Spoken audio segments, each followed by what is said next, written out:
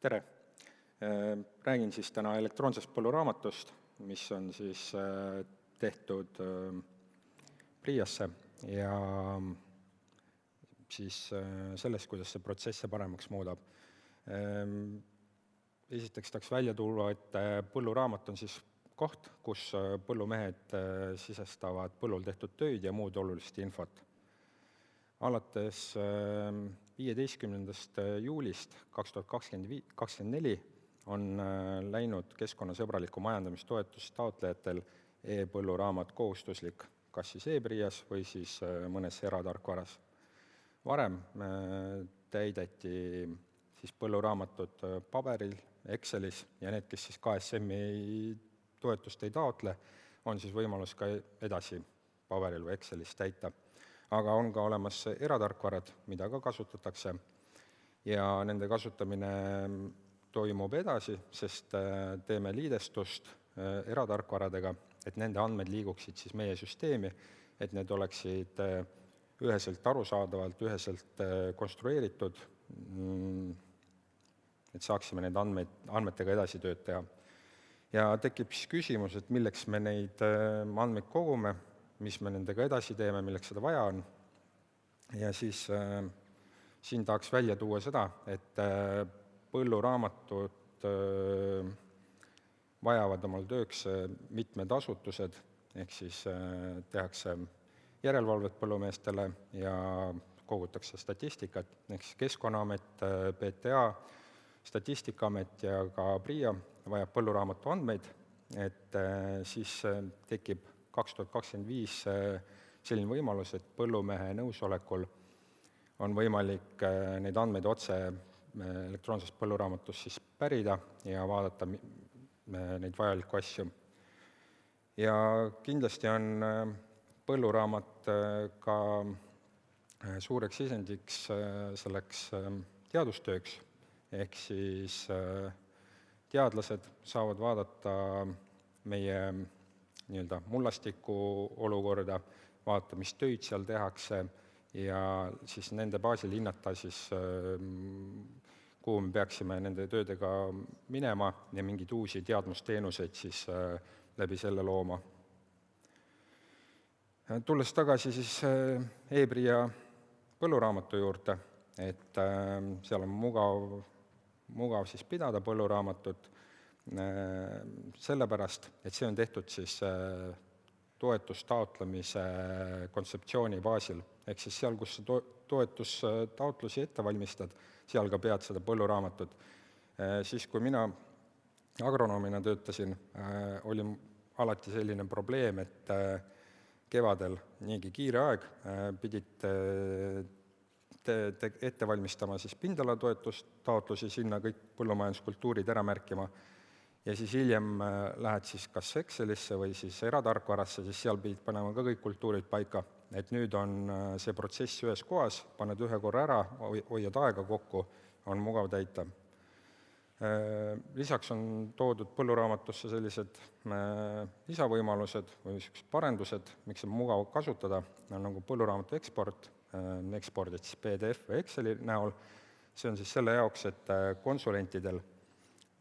näitamisel konsulentidele või veel mingit tööd vaja sellega teha, siis seal on kogu põllul tehtud info, on jällegi konstrueeritud andmed niimoodi, et peale vaadates saab põllumees aru, mis seal põllul tehtud on ja on mugav mingeid otsuseid vastu võtta. Lisaks on e-PRIA-s siis kaart põldudega, millel on hästi palju erinevaid kihte, kus saab siis põllupõhiselt põllumees vaadata seal erinevaid piiranguid, veekaitsevöönde, maastikuelemente ja saab juba planeerida läbi selle paremini põllul töid. Ja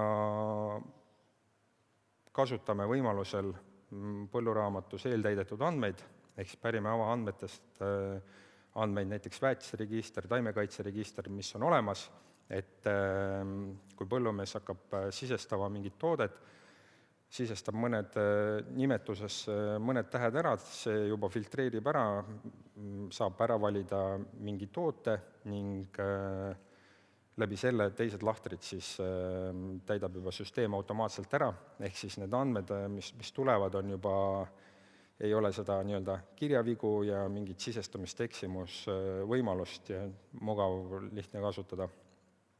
Viimastest asjadest, mis meil tulnud on väärtussoovituste kalkulaatorid, see on novembri lõpu uuendus, sealt on võimalik vaadata mullaproove, kui on tehtud METKis mullaproovide analüüsid, siis nende mullaproovide järgi on võimalik vaadata lupjamissoovitust, ehk siis kui on hapelised mullad, saavad selle soovituse järgi lupjamist planeerida ja väärtussoovitused, mis on ka siis, võtab aluseks mullaproovid ning nende järgi siis pakub põllumehele sellist väärtussoovitust, mida ta saab siis põlluraamatus planeerida, ja ka NPK bilanss ja huumusbilanss kalkulaatorid. Ja lõpetuseks siia, kuidas meil läinud on, natuke statistikat, et 1350 klienti on vähemalt ühe töö sisestanud põlluraamatusse ja neist siis 955 on KSM taotlejad. Siin on näha ka, et on kuskil 400 kandis klienti, kes ei ole KSM kohuslast, on ka sisestanud töid, et see e-põlluraamat on tasuta, et seal ei pea nagu, ühesõnaga võivad kasutada kõik. Ja selleks,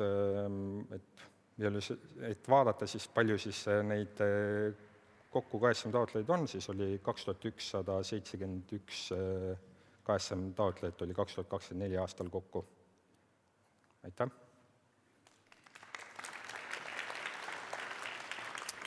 Ja suur aitäh, Anton, selle kogemusloo eest. Ka mõned küsimused tulnud. Kas põlluraamatusse tuleb METKi andmete alusel soovitusi, milliseid kultuure, millisel põllul võiks kasvatada?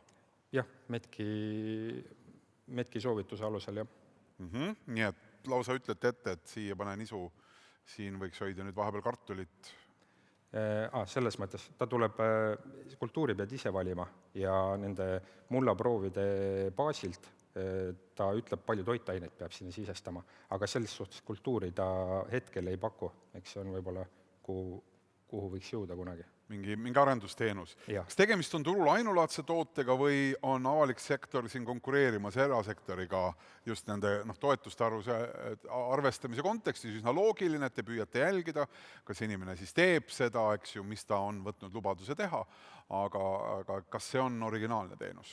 Ei, see ei ole kindlasti selles mõttes originaalne, vaid jällegi, nagu ma tõin enda kogemusest näite, et ta lihtsustab mingisuguseid protsesse ja samas meie sõnum võib-olla ei ole see, et me hakkame nüüd konkureerima eratarkvaradega, et kasutage eratarkvaradega, seal on kindlasti hästi palju häid võimalusi, aga lihtsalt me kogume need andmed kõik kokku, et nad oleks ühes kohas, et saaks seda teadustööd teha ja samas põllumehelt halduskoormust maha võtta sellega, et me saame sealt neid andmeid pärida. Kui tema nõus on, võtame need andmed, ei pea ta mingisuguseid faile kokku panema, kellegile saatma, nii edasi, see võtab talt nagu aega ära, et see kiirendaks sellist protsessi. Loogiline on, et see võtab ka mingit aruandluskohustust vähemaks, et ta andes sinna mingeid andmeid, midagi saab jätta tegemata. Et alates 2025 meil hakkavad ka teised asutused saama nagu pärida ja samamoodi näiteks on ta põllumees peab Statistikaametile palju andmeid andma seal aasta lõpus, aasta keskel, siis selline jääb tal ära, et saab võimalus on sealt nagu pärida ja jällegi jääb põllumehel rohkem aega üle. Kui digitaliseeritud täna põllumajandusettevõtted on, ehk siis kui palju tegelikult kõige selle kõrval täna teile veel manuaalselt andmeid esitatakse? Nagu näha oli, siis siin on 955 klienti oli siis Priias ja teised olid eratarkvaras. Need põllumehed on nüüd kõik, kes pidid esitama siis elektroonse põlluraamatu. Aga üldiselt neil, kellel seda kohustust ei ole, et paljud veel peavad Excelis ja põlluraamatus, et see veel ikkagi toimub. Mis selle asja tulevik võiks olla? Et kui sa korraks nagu vaatad, ma ei tea, 5 või 10 aasta taha, et mida see riiklikult pakutav põllumajandustarkvara ütleme siis niimoodi üldiselt seda, mida ta sellel hetkel võiks uute inimesele pakkuda, kes põllumajandusega tegeleb? Et ta võiks tõsta selle aja jooksul põllumehe teadlikkust veel rohkem ja nii-öelda vaadata selle mullastiku elu ning põllumees saaks paremaid otsuseid seal oma põllu juures vastu võtta, kasutades siis seda põlluraamatut. Et kuna muld on ikkagi suhteliselt elus organism ja me peame sellest nagu hoolitsema ja jälgima sellest ja vaatama, et tal oleks siis nii-öelda need tegevused oleksid väga kindlad ja teaduspärased. Ehk siis põllumajanduse jätkusuutlikkus on miski, mida see andmete täpsem töötlemine ja vahetus võiks aidata kaasa hoida. Aitäh, Anton, suur aitäh ettekande eest, aitäh seda projekti tutvustamast, Põllumajanduse Registrite Informatsiooni Ameti ärianalüütik oli teie ees.